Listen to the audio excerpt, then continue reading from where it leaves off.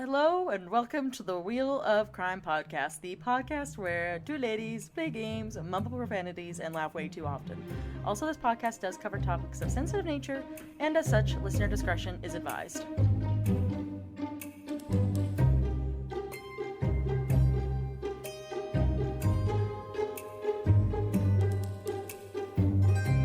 Hello and welcome back to the final Spooktober episode of the Wheel of Crime podcast. My name is Jen. And my name is Emily. Yes, our last episode of Spooktober. Woo! I'm so sad because I love spooky season so much. But honestly, I'm feeling good about it. I feel like we've covered a lot of really interesting stories this month. Oh, for sure. And I always worry every Spooktober that I'm going to forget something and get a little bit too redundant. Obviously, there's going to be some reoccurring things as it is the Halloween season. But no, we've had some really good stories this month. It's been hella rad. Sorry. Heckin' good. Yeah. And, I was going to say something else. Sorry. I got toasted brain once again. I mean, what else is new? But yeah, no, just Halloween. I feel like I haven't seen as nearly as many spooky, scary skeletons yet, but there is still time. We can still make it. There is still time. I'm hoping that on All Hallows Eve, it will be truly bone-chilling, and I will see all the spooky, scary skeletons. Yes. Imaginable. Well, it will be very bone-chilling. For me, especially, since I have jury duty. That's right! on Halloween. You have to talk about that. Lucky me. There's nothing to say right now. It's like I just got the letter in the mail that says, "Hello, the court summons you." And that's all I know until, like, the actual day of Halloween. So, funny, spooky. Emily gets to be on jury duty, and I am so jealous. Because I want to serve on a jury so bad. So please, government, summon me. I'm ready. But I'm not too eager because I know you'll probably dismiss me if you think that I am. But I am eager. I just want to say that. You're like, I am eager and I am willing. See, that was my thing. Is like, I don't know what kind of questions they're going to ask me when I get in. So, like, if they say, do you have a crime podcast? Yes, I'm gonna have to be like, yes. Is that a problem? I mean, that feels very specific. So I doubt that I'd ask that unless the crime was related to a crime podcast, which would be very intriguing. Oh, for sure. And I don't know. Either way, it'll be interesting. I've heard a lot of conflicting opinions from people, or just things that people have said about what to expect on the day of, because of course I have questions, right? And a lot of people have said, like, be really careful because if somebody else that gets summoned onto the jury, then both of you get dismissed. And I'm like, what if I just pretend like I've never seen them before? And they're like, well, you could, but you'll also be under oath. And I'm like, but what if, like, I've only met them like once or twice? Like, how much does the jury care how well I know other jurors? I don't know. I guess we're gonna find out. I guess you're gonna find out. I'm so excited for you, though. I hope it's a juicy case so I can get all of the details afterward. So you can squeeze me for information. I am very curious. I have no idea what it could be, as I don't follow really local news for our area. So it'll be interesting. And then I have asked, one of the other things I've asked people have been, since it's on Halloween, do you think I'll be dismissed from the jury if I show up in a Halloween costume? And the consensus that everybody's came up with is absolutely. So I probably will not be wearing a costume on Halloween, as sad as I am about that.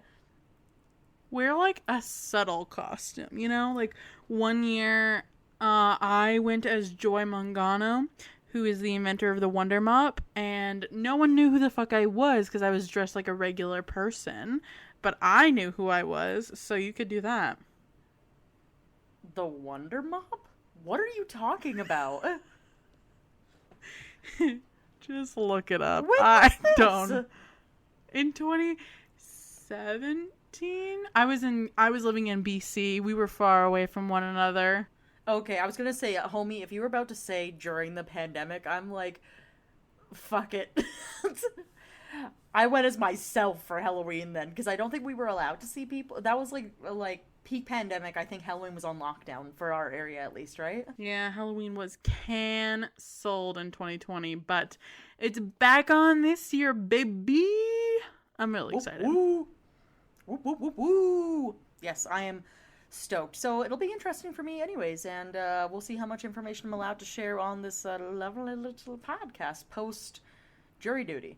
So, our Halloween, it sounds like everyone's Halloween this year is going to be spooktacular indeed. Yes, and I am very excited for this week's episode because we are sharing your stories, my dear listeners. I had a little peek-see to screen some of them before we picked the cream of the crop, so I think I picked out some good ones. There's one very bizarre one that I specifically want Emily to read because I read it and it made me cry laugh because I genuinely have no idea what's going on, but I love that for whoever wrote that. Thank you. Yes, I too am very excited. Thank you everyone for all of your submissions. Like Jen was saying, of course we have to, well, I say we. Jen went through them and, put the show together, at least for that component of it. But we love hearing from you guys, and I am so excited to hear what people have gone through. I know, Emily has not listened to any of them, so it's going to be a nice little surprise for her, which just gives me so much joy because I'm like, hee, I have all of the information and you have none. Yes, we shall all be surprised and spooked out today. Exactly. All right. So I think we should get into our wheel of questions. What do you think, Em? Hell yeah. Spin the wheel of crime. She has been spun. Also, update listeners. Everything might sound different. I am in a new location. Sorry to say. Oh yeah, Emily moved. Yeah, I'm in a new house, so everything will sound different, including the wheel, because I just heard that spin, and it's not nearly as juicy as it normally is, so maybe that's a good thing, though. We'll see. But for our first question, we have... So, what do you like about ghost stories? I mean, I am personally a horror movie enthusiast, so I love the thrill of it, feeling spooked from a distance. I love hearing about the spookiness, but not like having to physically experience it myself, just like spooked by association almost, you know what I mean? Okay, I can see that. I guess my answer is pretty simple then, or similar as well, because for me, it's almost like it's not scary in an entire essence, but it's almost like you get to live through that moment with the person who's telling you the story, and so that's what makes it spooky. It's almost like it feels more real because you're talking to somebody who literally lived through that experience, and it's just a little added layer of intrigue on ooh, I can't even imagine living through something like that, I know. The weird part for me, though, is that you hate horror movies, so... See, but that's for a reason. Horror movies, there's a big, big component where it's mostly jump scares and cheap horror, and, gore and stuff like that, and I don't really care for that. I like more of, the Not story all horror component. movies. Yeah, whatever. Not all horror movies. But I don't want to watch the ones that are like that. There's so many amazing horror movies that you're missing out on. Makes me sad. And this bitch still has not watched Halloween Town yet, so I don't even know what to tell you. Trust me, number one, I will survive. Don't you worry. You will not. I don't watch movies anyways. So I will live a very long life before I even have to touch on the horror genre. So you may rest easy tonight. And secondly, you are absolutely correct. I still have not watched Halloween Town, and I don't know if I ever will. You have to. It's literally one of my all-time favorite Halloween movies. It's not even scary.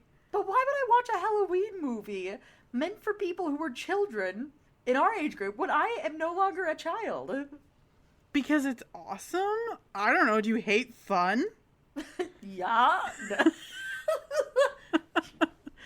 No, it's just, it feels to me, I obviously haven't watched it, so it's probably a different experience anyways, but it really gives me the vibes of like being in a, like imagine being in your 30s and watching like Minions.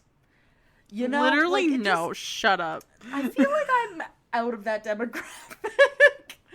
Halloween Town is an iconic movie made for everyone. Okay, everyone can enjoy that movie. A person flies into a movie screen, and you don't even know how much you're missing out. I guess I'll never know. But yeah, but that's my answer on the ghost stories. So let's get to our next question.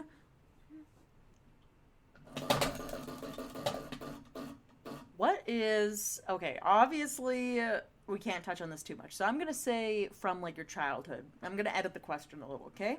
So my question is, what's your favorite ghost story? But like I said, I'll make a revision and say your favorite ghost story from your childhood. I'm trying to think of one I haven't told, or at least not told in a while. But This could also be like one you heard from somebody else, or even one that you know is fake, but like something that like kids would have talked about on like the playground and been like, "You want to hear a ghost story?" You go first because I need a moment to think. Okay, I feel like we touched on this before, just in one of our previous Halloween episodes here. But for me, it was like those obviously fake ones. Like we talked about where it's like the dog in the shower, humans can lick too, whatever that was.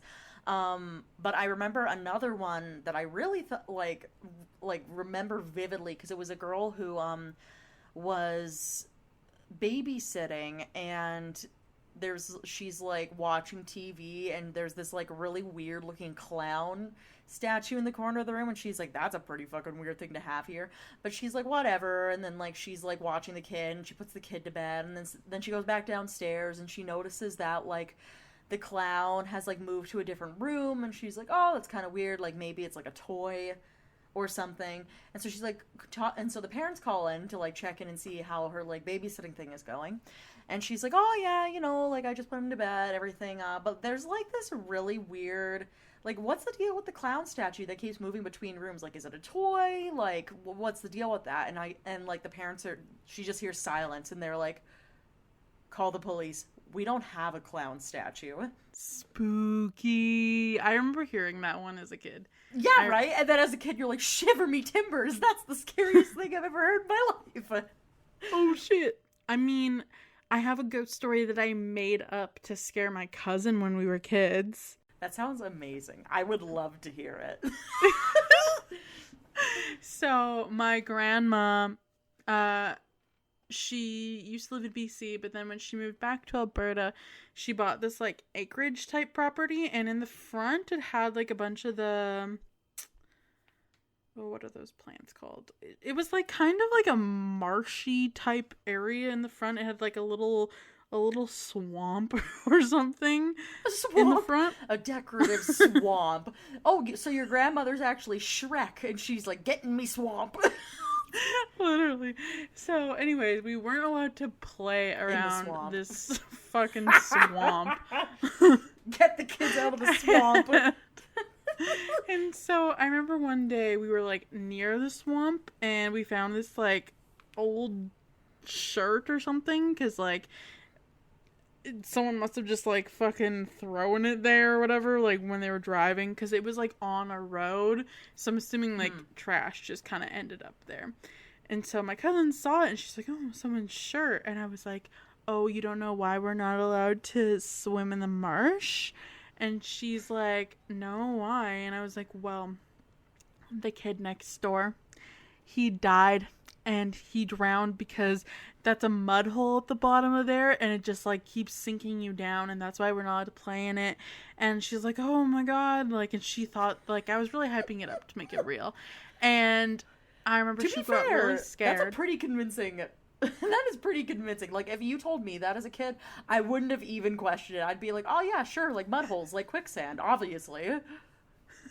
Quicksand in the swamp. That's why we're not allowed to swim here. Yeah. Or go near it. And so I remember being like, oh, and because you touched the shirt, that kid is gonna come drown you in the marsh. You So, are evil. I love it. For years, she was too afraid. She wouldn't even go within 6 feet of it. She, like, would stay as far away. And I remember, I think it was like a year or so later, my grandma asked, she was like, why are you so afraid of this marsh? Because she would go over to my grandma's house when I wasn't even there, and apparently was terrified of it all of a sudden. No one could figure out why. And so she told my grandma, and apparently my grandma reaffirmed it, and she was like, yeah, that's why you shouldn't go in the marsh. She would have thought about it afterwards and been like, you know what, actually it's probably not very safe for them to be over there in the first place. Yeah, there's a ghost there and he's gonna drown you. I But can't she even gave believe me that. shit about it the next time I saw her. She's like, you shouldn't tell those stories, blah blah blah. And she's like, but I told her it was true. It's just as bad. You and your evil grandma conspiring together. In what ways can't we had an torture the understanding. next child? Literally, and I remember, like, every time I would, like, you know, like, try and do something to, like, you know, make it seem like it was, like, a threat or whatever. Like, Yeah. I remember one time I spilled a bunch of water outside of the bathroom and it, like, started leaking in, and I was like, the ghost is out, or cousin, the ghost is out here and he's coming in for you. Okay, that is hysterical. That is so funny. See, I wish, well, not like I wish, but my parents put the fear of God in me pretty early in life, so like I never did that kind of stuff to anybody else, just because I always had this thought of like, if I did something like that to somebody, then I would get it back in some way, so I'm like, I'm just not even chancing it. But no, that is like the funniest thing ever. You're a genius, a evil genius, and I love you for That's it. probably But that's probably why me and this cousin don't speak anymore. She's pissed about this ghost that I tricked her about. how much are you willing to bet that she still has a fear of swamps? Probably. I probably traumatized her. Well, did you ever tell her that like you made it up? No. She, like, went on thinking literally until my grandma eventually, like, I think about she eventually moved to, like, a house in, like, our hometown, like, more in the city. So it was, like, residential and it was, like, normal. There was no fucking swamps around, right? And so she just, like, but every year we went there, she, like, avoided that swamp like it was the plague and she was gonna get drowned.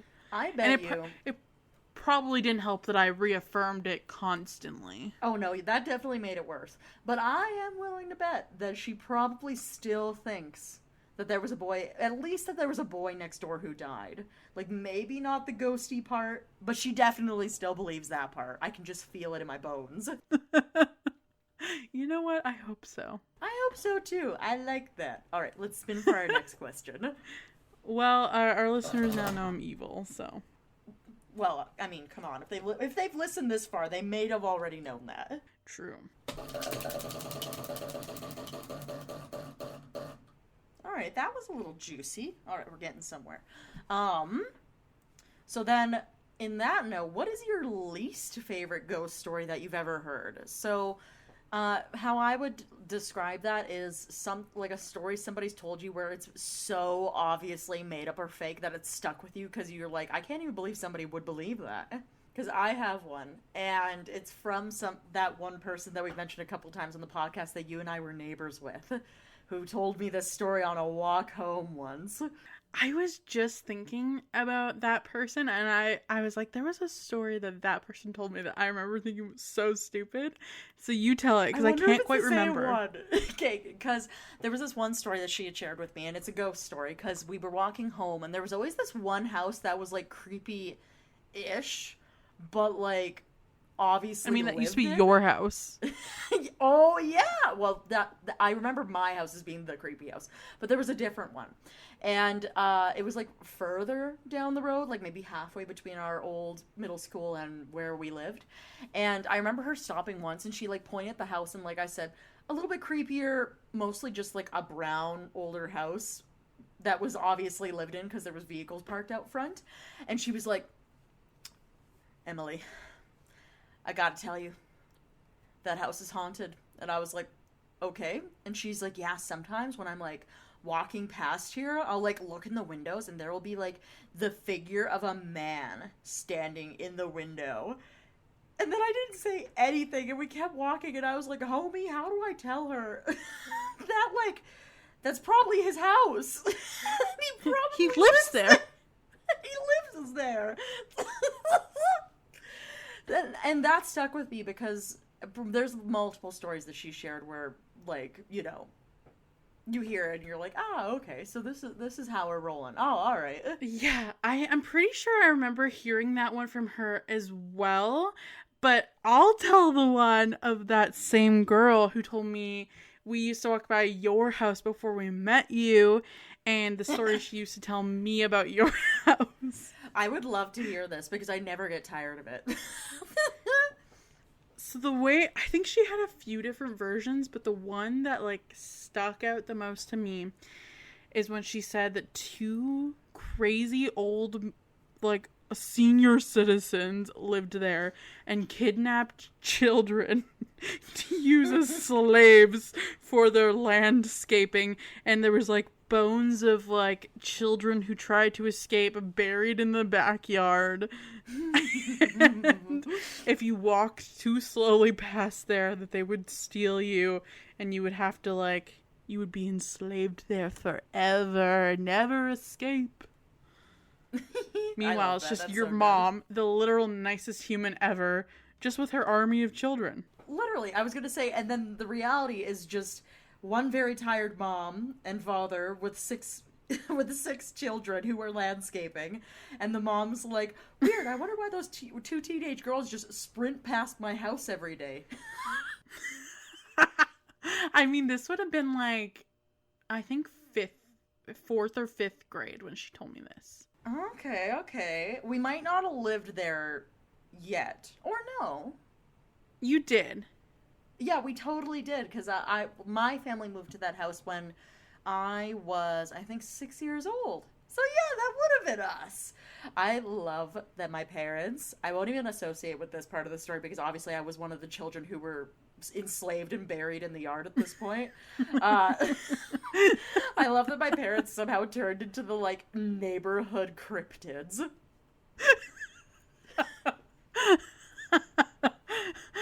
It's so funny because at that point your parents are like, I mean, even now your parents are younger than her parents. So, like, the fact that she's like, my dad acts like he's older than anybody else I've ever met, so I could see where the confusion came in.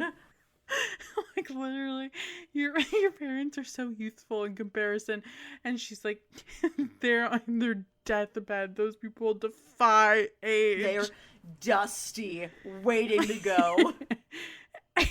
Ancient. Oldest people on the block. And see, like, I remember I used to, like, look out, because my, like, I could look out one of the windows in my house and see into Emily's backyard. And I remember one time I looked out there and there was a bunch of, like, kids doing something in the yard. And I was like, maybe onto something. Or, shit, maybe that person's onto something. You're gonna have so much fun editing this episode.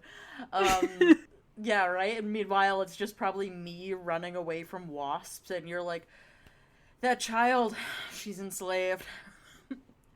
Those crazy people are making her work for free. Don't know what that's about. Couldn't be me. I think I remember talking to my mom about the story. Fuck, I keep saying her real name. That person told me. And she was like, no, we go to church with that family. They're fine. Yeah, right? Okay, that is so funny. Like I said, I never get tired of hearing this because it makes me reflect on that part of my life. And I'm like, you know what? Not only does that check out, but it's hilarious. Oh, God, so funny. Too good. All right, let's get on to our last question.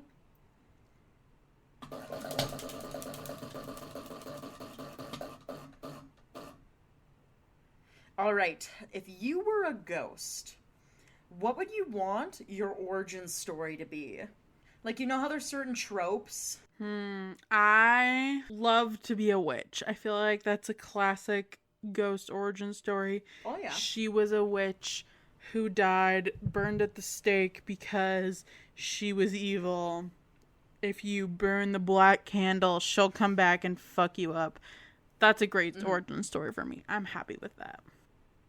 Okay, I could see that.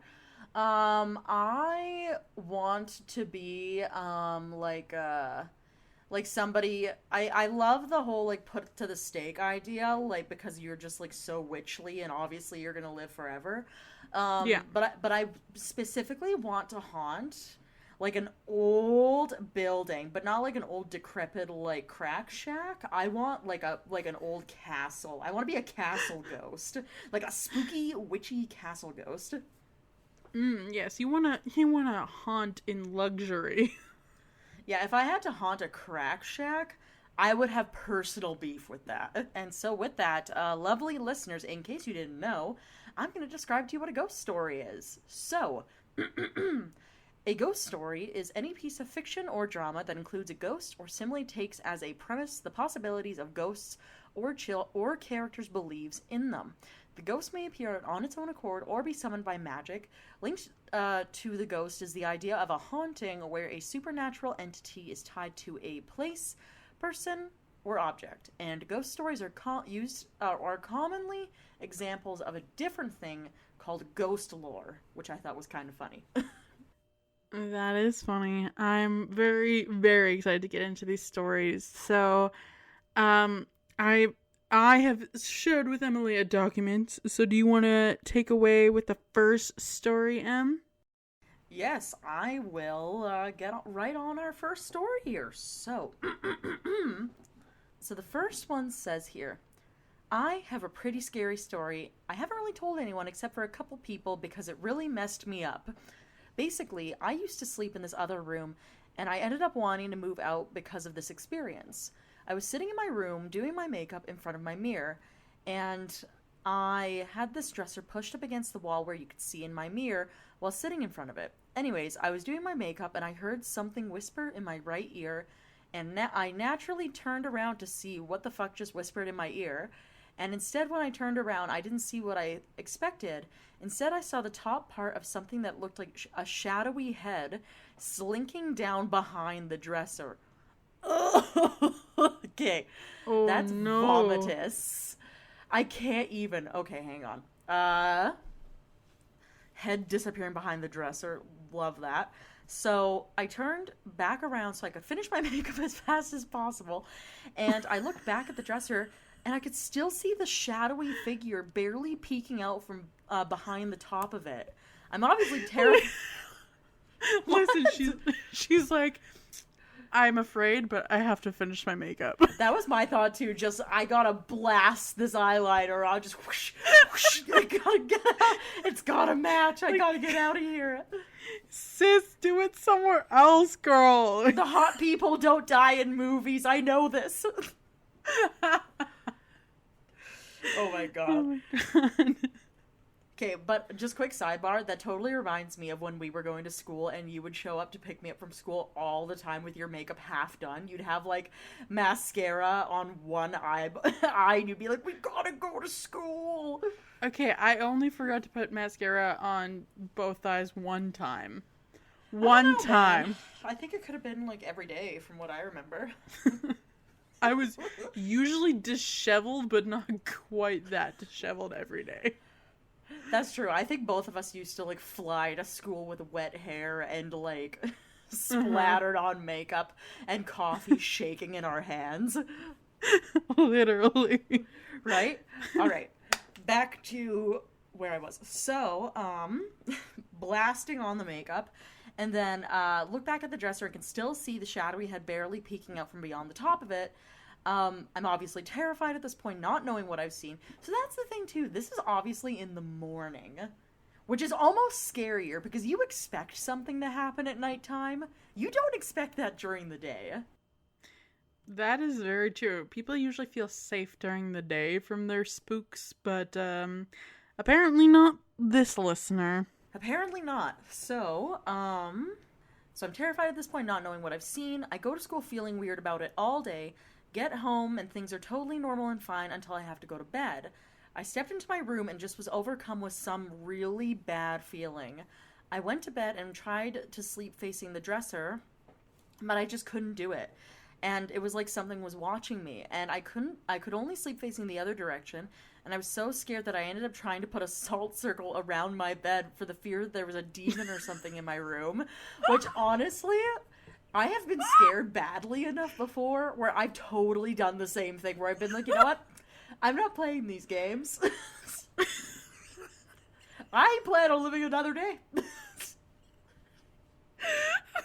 God, I've never been at that point of desperation before. I can only imagine.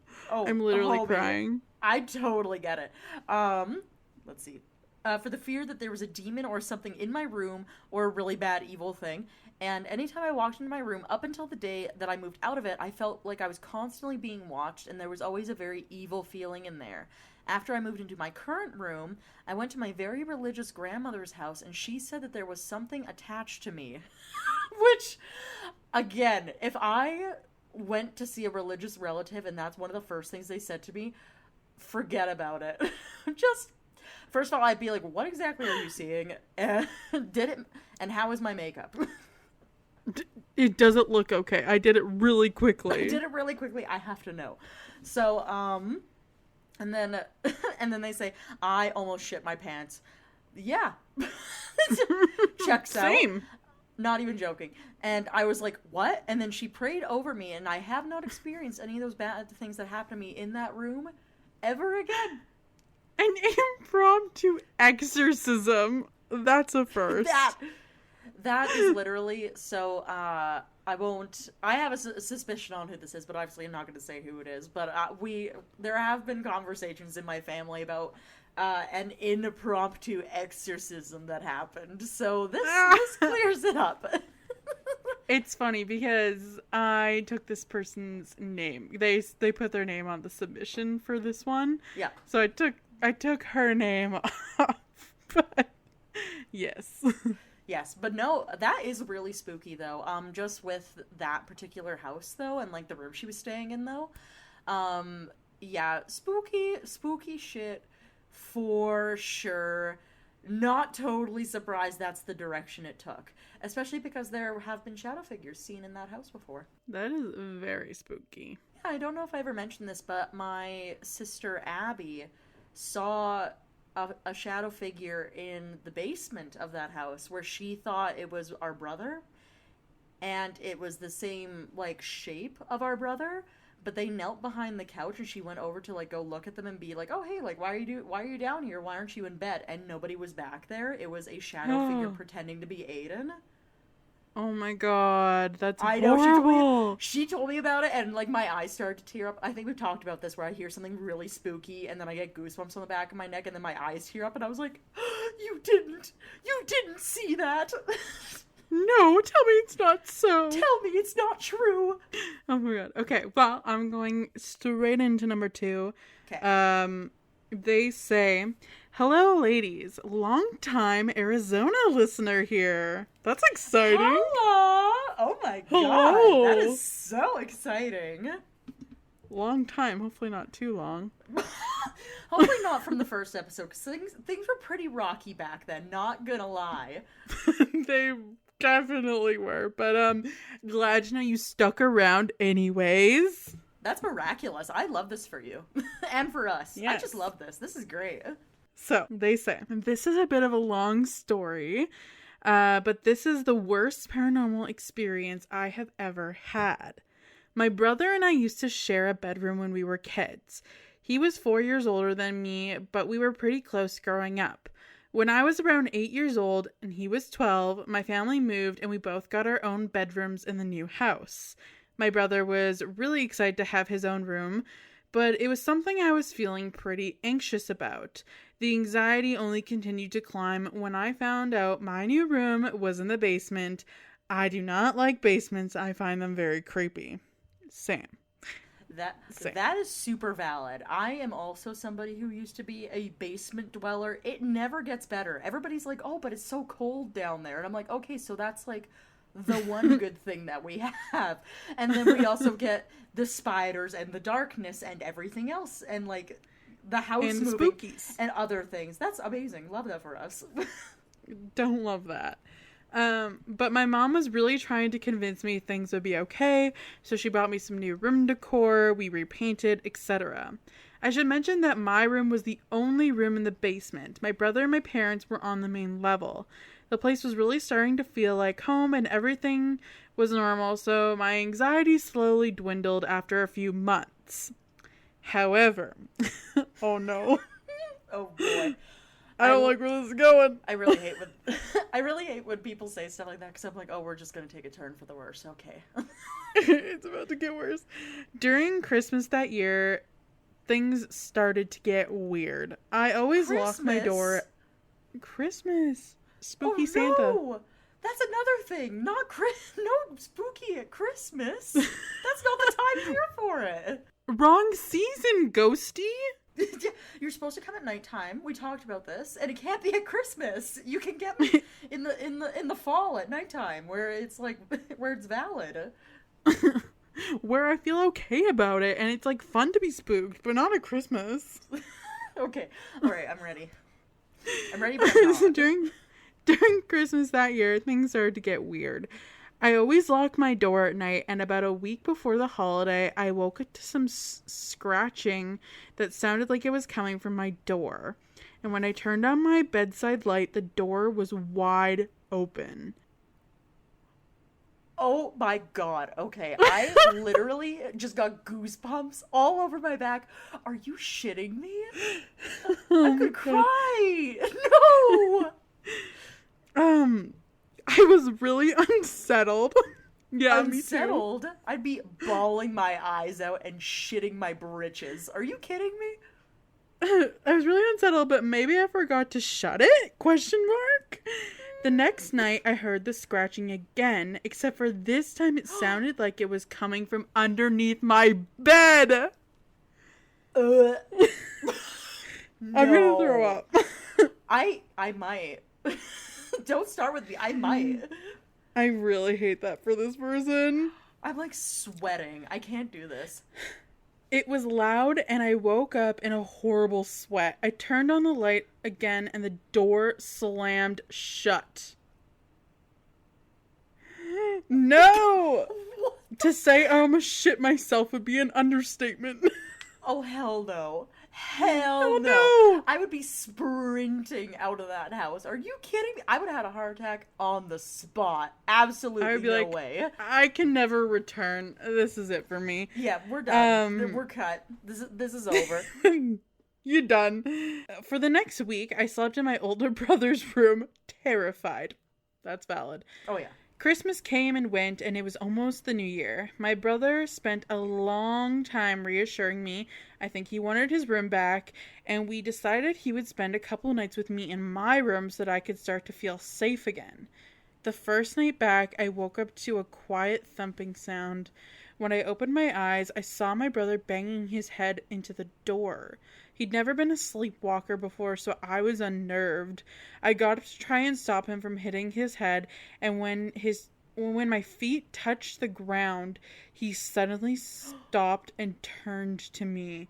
I paused and looked at him, unsure of what to do, but I helped him lay back down and tried to go back to sleep. An hour later, I woke up to the banging again, but this time it was under my bed. I couldn't see my brother, and I tried to turn on the light, but it wouldn't turn on. I peeked under the bed, and there was my brother banging his head again. I reached under my bed to try and stop him, and he grabbed my arm so hard I flew off the bed and onto the floor. Oh, confused and now really scared, I turned... Oh my god, I have chills. I literally have tears coming down my face. Oh my god. I turned to the bed and saw him crawling out from under the bed. He looked at me. Shut up. No, he didn't. He looked at me, eyes wide, and in a deeper voice than his own, he said, "Are you scared yet?" I screamed and ran up the stairs to grab my parents. When we all came down, my brother lay asleep as if nothing had happened and the lamp was turned on. No one has slept in that room in the basement since, and my brother and I started sharing a room again after that. What? Okay. My question is, like, what did the brother say about that? Like, did he just not remember anything? I don't know. It kind of seems like it, because if he was laying Oh down, my god. That literally, like, I can't even begin to tell you how sweaty I am. Like, I have my fear tears going down my face. things are way spookier in Arizona. That's what I learned. This is confirmation.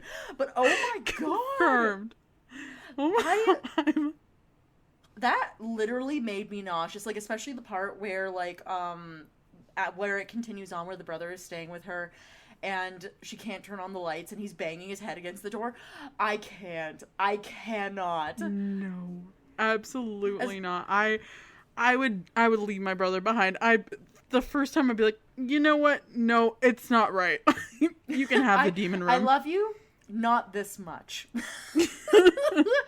Oh my god. See, and it's not like funny haha, but like it just reminded me of how when I was a kid, I used to wake up at night and one of my brothers would be in my room, but like obviously not banging his head against the door, otherwise like I would be significantly more terrified of them. But they used to just be like looking out of my window, because my window, it was easier to see the stars out of, but it scared me so bad every time I woke up and I saw somebody doing something in my room that I didn't expect.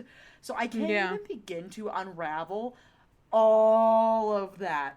Traumatizing. Oh my god. Literally, and they said they were 8 years old at the time, so just imagine like how much scarier that would be as a kid, and like crawling out from under the bed. Are you kidding me? See, okay, the fear tears are coming back. I can't keep talking about this. Oh, okay. Oh my gosh. You read the next one. All right, but yes, props though to our lovely Arizona listeners. I am so sorry. You were a brave 8-year-old, because I would have done so many other things. Peeing myself for sure would have been one of them. Yeah, they said almost shit themselves. I would have legitimately shit myself. Oh yeah, no, it would just been waterworks everywhere, because I always have to pee at night. That would have just been game over for me. Truly. All right, let's hear our next story. So, hello, Jen and Emily. I recently found your podcast through TikTok, and I have a fun little story to share. Not sure if we're still accepting, which of course we always are. So here we go.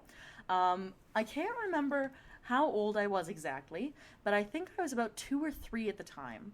I know most people don't usually remember stuff from this age, but it was a core memory for me. I get that. Oh, like, no. Where you think back on things and you were like, oh, I think I was like literally like a child. Why do I still remember that? And you're like, oh yes, the trauma. Yes, the PTSD ingrained it in my mind forever. Yeah, it's really kicking in. But my dad had given me this humongous great white shark stuffed animal for my birthday that year. And although I was a stuffed animal enthusiast as a kid, which, relatable, by the way, I think I had like 8 million of them at one point. Same, very relatable. Right? This one scared me because I thought the sharks at the time were scary. But I didn't have the heart to not keep the shark on my bed with the other stuffed animals, because it felt like leaving him out. I was literally the same. I would sleep in like a fortress of all of my stuffed animals, because I'd be like, well, if one of them is like not in bed with me, they feel left out. I've seen Toy Story. I know what happens. Exactly. I think that makes sense to me. It seems logical. Yeah, right? Anyways, go preface the story a little bit. I used to have terrible nightmares as a kid, and they usually felt quite vivid. And as an adult now, I recognize it to be sleep paralysis. Ooh. Yeah. Yeah. I've read a lot about sleep paralysis, and I am so sorry for you. Which I still deal with, which, yeah, that's actually another thing about sleep paralysis, is if somebody deals with it throughout their life, it usually is very consistent with how their sleep cycle, like what their sleep patterns are for the rest of their lives.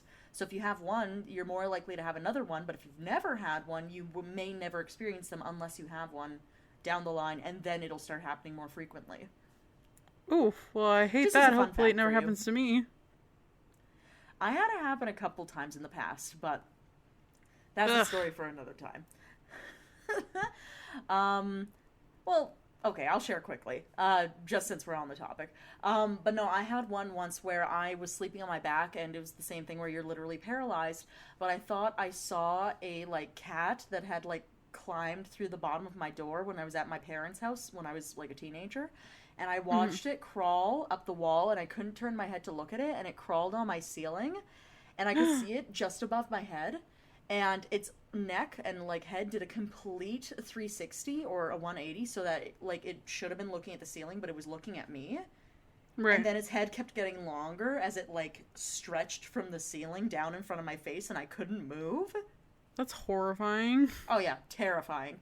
And then I had another one happen where I thought I saw a woman in the corner of my room, and like I couldn't move, but I could see this woman in the corner of my room, and she wasn't Mhm. moving at all, but I watched her fingernails grow, and they were like growing towards the bed, and like I watched them Ew. disappear under the covers on one side Oh. of my bed, and I couldn't move. Oh my god. Horrifying. Disgusting. Very. Um, but yes, sleep paralysis, not a vibe. So sorry about this. But my little kid brain at the time didn't know anything about sleep paralysis. So a few nights after I got my shark stuffy, I was having sleep paralysis again. And what I'm sure was just a very vivid nightmare now, I turned my head and the shark stuffy was looking right at me. I tried to move him further back, but I couldn't lift my arms as I was paralyzed. And when I turned my head to look at the ceiling, I saw a shadow climb up the wall. As it got further up the ceiling, it slowly morphed into my shark stuffy, and then into what I could only describe as a half shark, half demon creature. The creature suddenly noticed me and jumped down onto my body, grazing its scaly hand across my chest. In total fear, I closed my eyes tightly shut, literally having no defense from this thing, and when I opened my eyes, it was the morning and I had full control over my body again. I moved the shark into the back of my closet and pretty much never looked at it again. And the funny thing is that I am a marine biologist now who studies shark migration patterns. Happy Halloween! I mean, bold going into that career. Oh, hella bold. Hella bold. This person faces their fears. I cannot relate to that. Literally, I cannot either. Well, I mean, I guess I have cats now, so maybe in a way. But I totally understand the response, though, of seeing this stuffy the next morning being like, we're not friends anymore. Like, Goodbye. and putting it in the back of the closet. But that's the thing, man. Like, even because I'm pretty sure this listener is correct with it being sleep paralysis, just because with my own, it does feel like a very similar experience. Mm-hmm. It's so crazy what your mind can come up with and all these different things. Horrifying, though, because you really never know what's going to happen. My brother also dealt with sleep paralysis a little bit when he was growing up. And he told me that one of the times that like rattled him badly enough where he tried seeking like medical attention for it was when he was like a little, like not like a little kid, but like maybe around 10 years old. He used to have action figures in his room and like a couple of like stuffies that people had given him and like some other toys and stuff like that. And he had had sleep paralysis, but in his sleep paralysis, he couldn't move. And instead of seeing a shadow figure, he was like stuck, like looking at the rest of his room. And he watched all of the heads on all of his stuffies and all of his action figures turn to look at him. And all of their eyes were black and he couldn't move. Oh, I don't like that. That's horrifying. No. No, and he literally, because I remember this happening, he woke up that day. And I remember him talking to my parents about like trying to take him to the doctor, and they thought that maybe he was just like not, that maybe something had happened in the night and he wasn't feeling well. But no, it was that nightmare. He thought he had like either been losing his mind or like something bad had happened to him, because obviously if it scares you badly enough, you get really nauseous and stuff, right? Yeah. I mean, that is horrifying, and again, I really hope that I never experience sleep paralysis. I could skip out on that one. I really hope that for you too. But yeah, no, I do think it's really cool though that they ended up becoming a marine biologist out of this, who studies shark migration patterns. Maybe the trauma, it was just early enough in life to be intriguing. We'll never know. Unless they submit again and let us know the update. Yeah, unless we get an update. Who's to say? Who's to say? All right, I'll get into our next one. They say, "Hello, fellow Canadians. I am a new listener from White Rock, BC. I just started listening to you about 2 months ago and have never submitted to something like this and thought my story might be interesting." Ooh, okay. Well, I'm intrigued. I'm sat. They say, "No one in my life believes this happened and they all think I'm crazy. I'm hoping you can let me know if you think this could have been something or if you think I'm off my rockers." Okay, I'm on the table. I'm sat on the table. I am so ready. I'm ready to evaluate and let you know if you're crazy or not. Yes. All right, let's hear it. For some necessary backstory, I am the manager of a small clothing store in my city, and since COVID, things have been tough for the business. In turn, it's led me to working a lot of solo shifts, which I honestly didn't mind and even liked. One of our main suppliers had a very early morning delivery, and so I came into the shop around 4 a.m. that day. Which is very, very early. Holy shit. Oh, yeah. It was hours before sunrise, so the streets were dark and it was a very gloomy day. Let me just say now that I really hate the rain. I mean, if you live in White Rock, that's very unfortunate because I'm pretty sure it rains there all the time.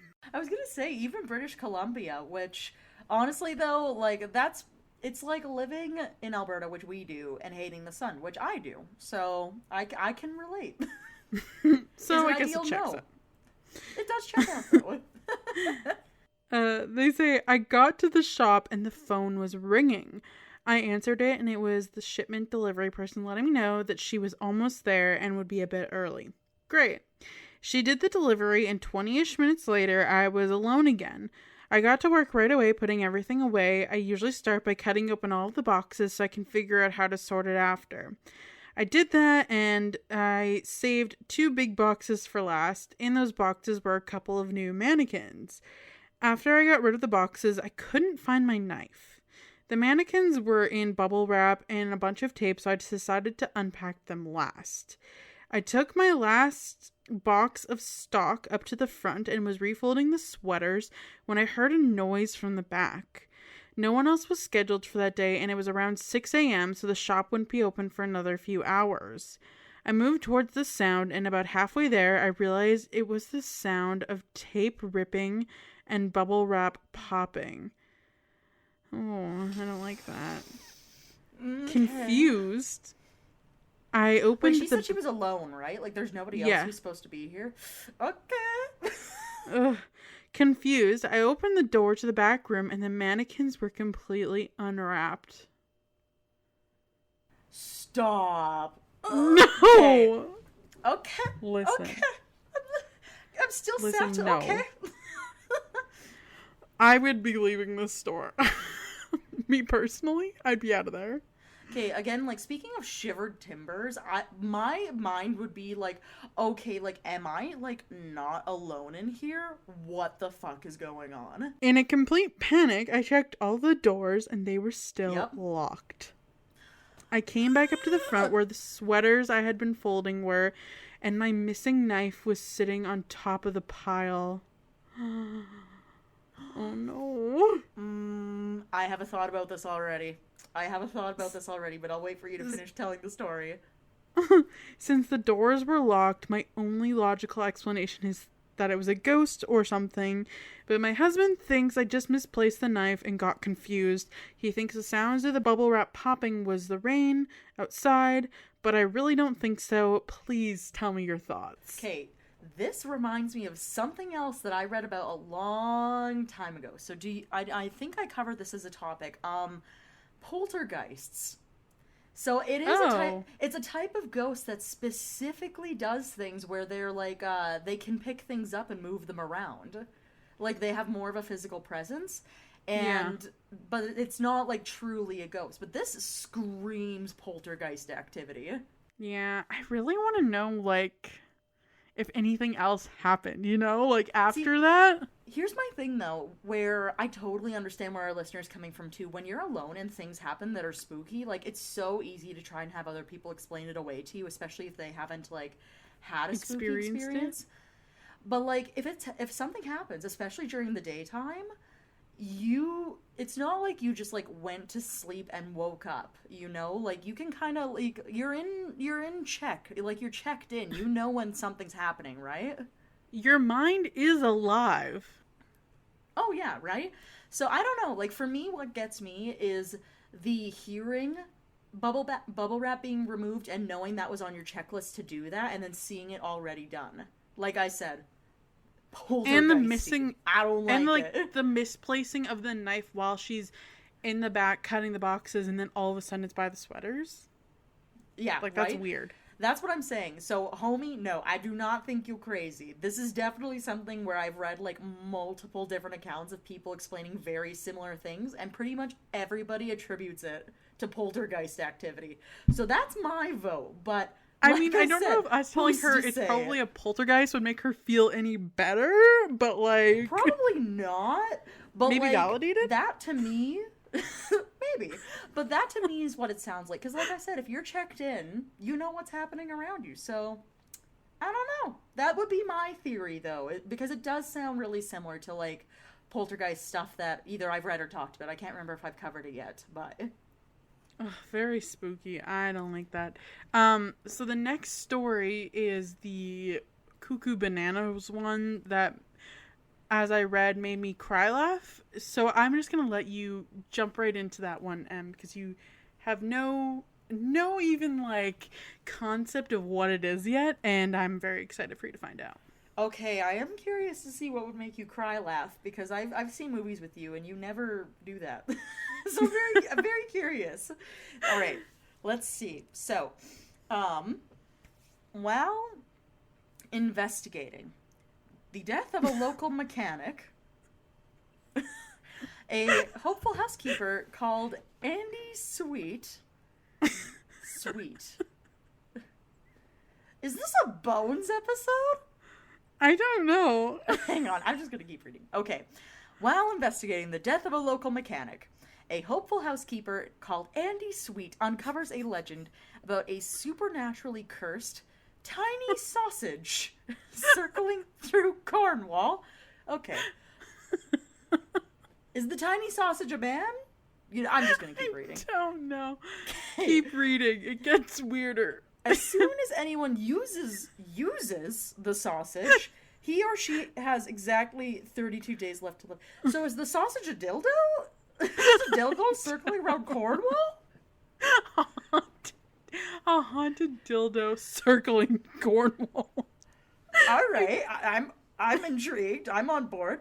Okay, so the doomed few appear to be ordinary people during day-to-day life, but when photographed, they look mirrored. What does that mean? Hang on. The doomed few, okay, appear to be ordinary people during day-to-day life, but when photographed, they look mirrored.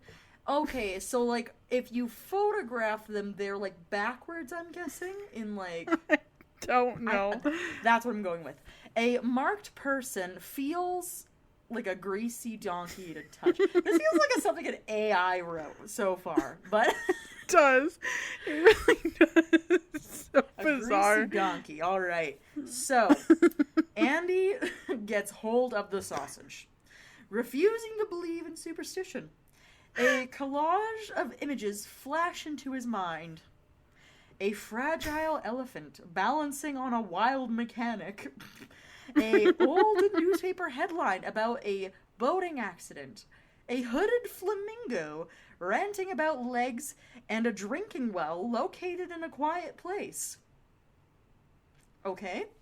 When Andy notices his eyebrows have donkey-like properties, he realizes that the curse of the tiny sausage is true and calls in his granddaughter, a hairdresser named Beth Butterscotch, to help. Beth examines the sausage and Listen, I'm losing it, and submits this is herself the second time I've heard it. and willingly submits herself to the curse. She finds that the same visions flash before her eyes. She finds the fragile elephant balancing on a wild mechanic particularly chilling. She joins the queue for a supernatural death. Andy and Beth pursue a quest to uncover the meaning of the visions, starting with a search for the hooded flamingo. I read this. I had no idea who submitted it or why, but I thank you for whoever.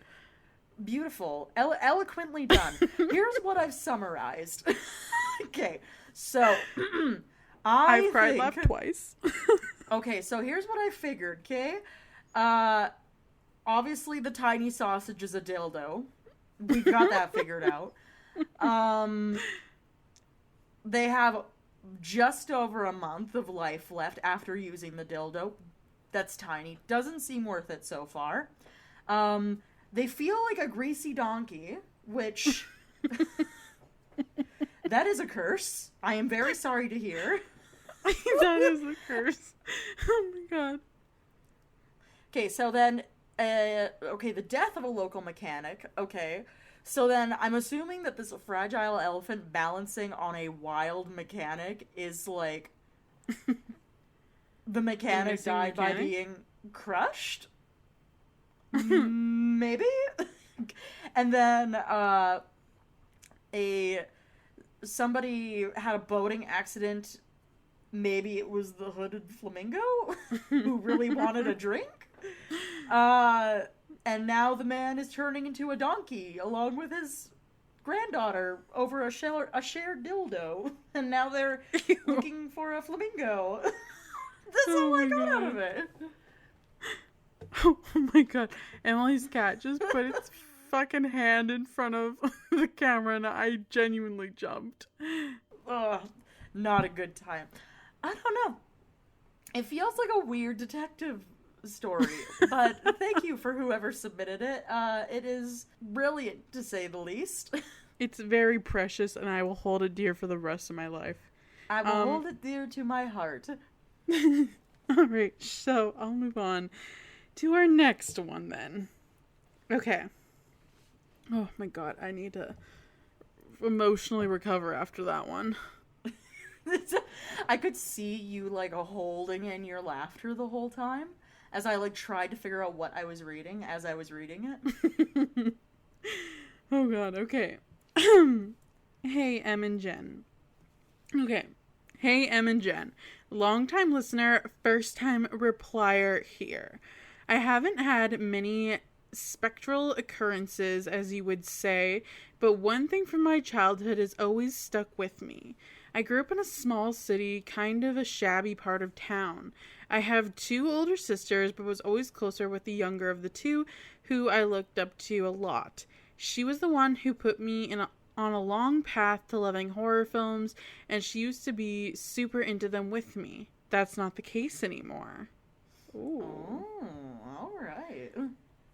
Oh, this one's another Christmas story. It all starts with the Christmas of '99. Why is Christmas so spooky all of a sudden? It's the most wonderful time of the year. We don't have time for hauntings. Listen, people in Arizona and wherever this person's from, Christmas haunted. I'm so sorry. No snow, full of ghosts. Apparently. Double whammy. Maybe this person has snow, though. We don't know. Anyways, that's true. I remember bits and pieces, but one thing I absolutely recall is my sister wanting nothing more than a Furby. You know, the pink, fluffy animatronic things that every kid wanted who you would take care of, and they would talk to you and say stuff like, "I love you, time to feed me," and then develop personal habits. She was 9 at that point, and it was the greatest present Santa could have ever brought her. So it was with her everywhere.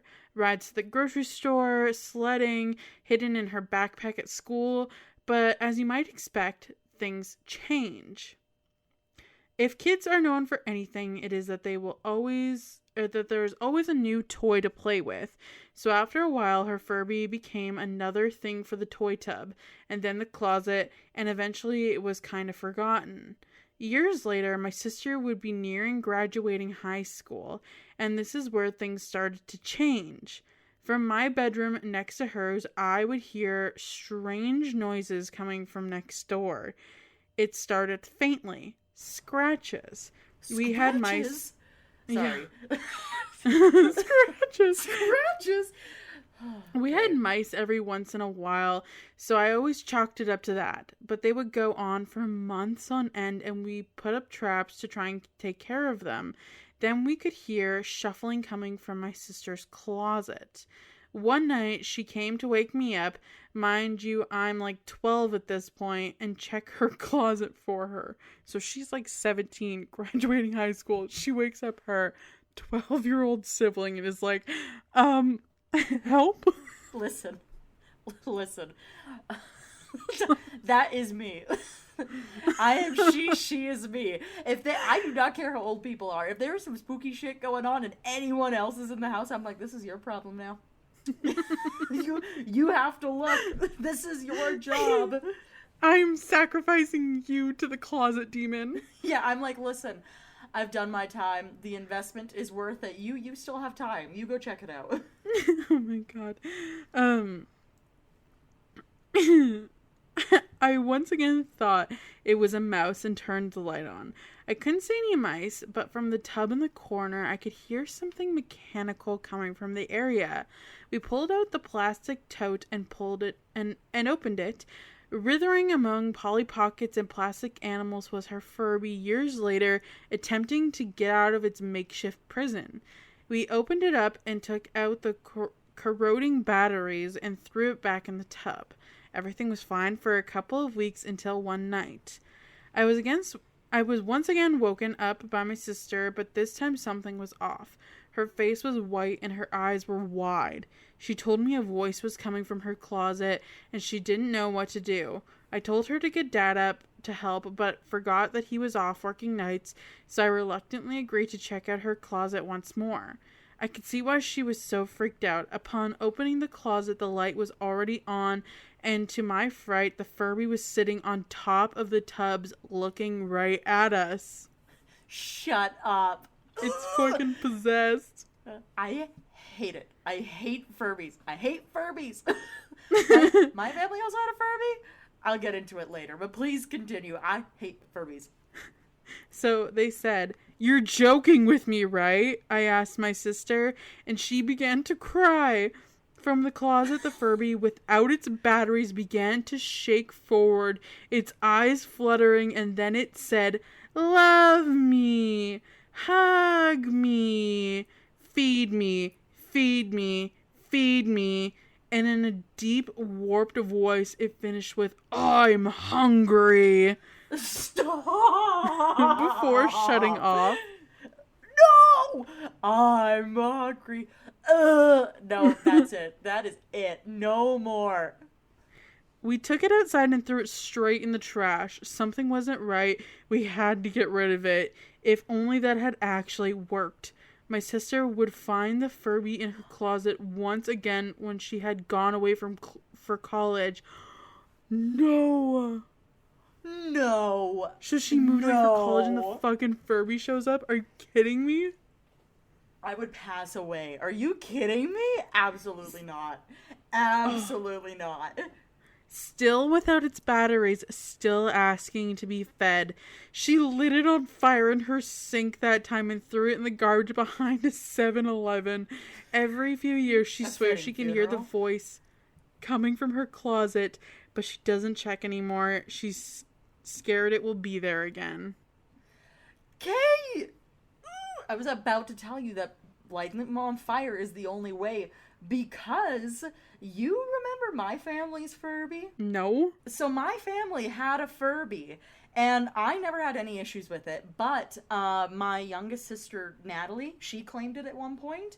And at one point, Dad noticed it was leaking batteries, so he did the same thing where he took them out, so it shouldn't have worked anymore. And she had it sitting in her closet, and there was a night where it turned on, but it was like the middle of the night, and it was either Natalie or Nathan, but one of them, younger person. Sorry, I'm just thinking about it now. But basically, it turned on while I was in the closet in the middle of the night, and it was doing the red light, green light game where it goes red light, green light, like the game, which shouldn't be scary, but it like was like playing the game by itself, and then at one point it goes, I didn't say green light, and then it goes meaning it recorded something else moving in the closet. No. And it's not even supposed to be turning on. So whoever it was told me that they had lit it on fire or something, and we do not have it anymore. It is long gone. Well, apparently lighting it on fire didn't work for this person because it fucking might be I know, back. but now I don't want to tell any of my siblings in case I find out that it was somebody else, just in case they find it again, because that is spooky to the maximum. I do not like it. It's like I see videos all the time of like long Furbies, like on like TikTok or Instagram or whatever, and I'm like, oh, those are cool. I will never own one of those. No, never. That is a steady negative from me. I will not be playing these games. Asking to become possessed. Pass. See, Pass. I personally would love to know why it is such a like a universal thing for Furbies to be so cursed. I want to know. They must have some sort of internal battery that gets triggered somehow. I'm just gonna assume there's like a pentagram built into it somewhere, and it just like invites the demons in. It's like, come party with us. We're playing red light, green light. Manufactured as a part of a satanic ritual. Yeah, like on an abandoned graveyard, full of spirits. They're like, come in, we're playing red light, green light. And they're like, yeah, I'll be there. And they're like, get ready to be fucking spooked, my dude. Right? Alright, do you want to take it away with our last story for this All Hallows Eve special? Last one already? It goes by so fast. But yes, I am super ready. So, and with that is our last listener story. All right, so here we have, when I was really young, a tragedy happened behind my house. I was stopped by the police on my way home from school where my mom was waiting to meet up with me. A neighbor man had taken his wife and 2 kids, one of them in the grade below me, and was holding them all at gunpoint in their house. Oh my god. That is so sad. The police stormed the house as they heard gunshots and found all 4 of them dead. Man. That's horrible. Horrific. There was scratching on the glass of the windows from the youngest who was trying to escape his dad. See, that is so sad. All of these, like, I think we've talked about this before. There is a disturbing amount of, like, family mass murders that occur where it is the father figure who basically is like, I do not want to be here anymore, and I don't want any of you to be here without me either, and just takes them all out. I don't know if that was the case per se in this situation, but just a sad fact. Very, very sad. Yeah, our school held a small memorial for the family, but even to this day, I don't walk by that house. Fair enough. From our backyard, we would stand and watch that house, telling each other stories about the dad and all of the awful things that happened there. I never told my friends I thought I could see someone at the window scratching. I thought they would never believe me. Ooh, boy. Sorry, the goosebumps came back. I hate that. See, that's the thing, though, is that with these types of things where something tragic happens, I'm not even surprised that there's something, you know, like some kind of energy or whatever still hanging around, right? Right, because it's like unfinished business almost. Yeah, or like, especially because it was like they had said the youngest son who had been trying to escape. You don't even know. Sometimes there's like a whole theory about like what exactly ghosts are and if they're just like residual energy and that kind of stuff. It's really sad to think that if say that is the case, then that might be a little ghost boy reliving his last moments. Just like forever trying to escape that like last horrific event. Yeah. Very sad. And I'm sad that that happened to you, dear listener. I was going to say something else, but yeah, it's no good. No good. No good. But that's all for the listener stories. We really enjoyed reading them and hearing from you guys. It was so cool to like hear your actual stories because they genuinely gave me chills and cry laughs for the one. Yeah, exactly. And yeah, no, if you say, for example, listen to this episode and you're like, dang, like I wish that I had submitted one, I would not mind making this a regular element to the podcast if you guys have more things that you'd like to share.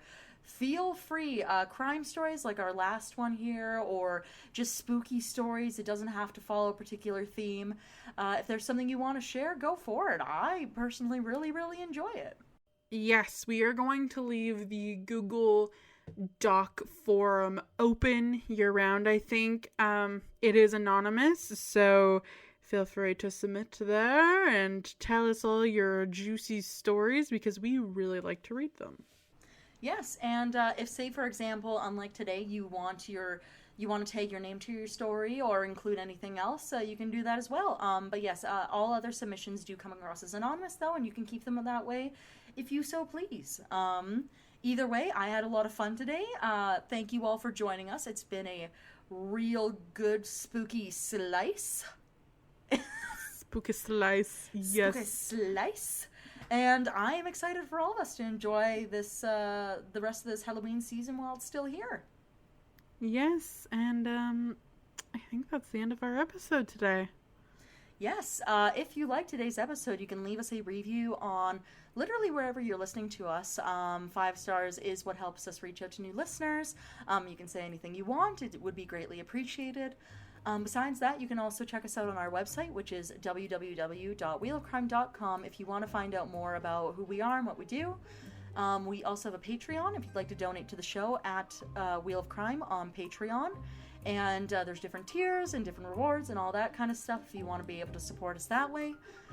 We also have our social media on Facebook, Twitter, Instagram, and TikTok, all at Wheel of Crime.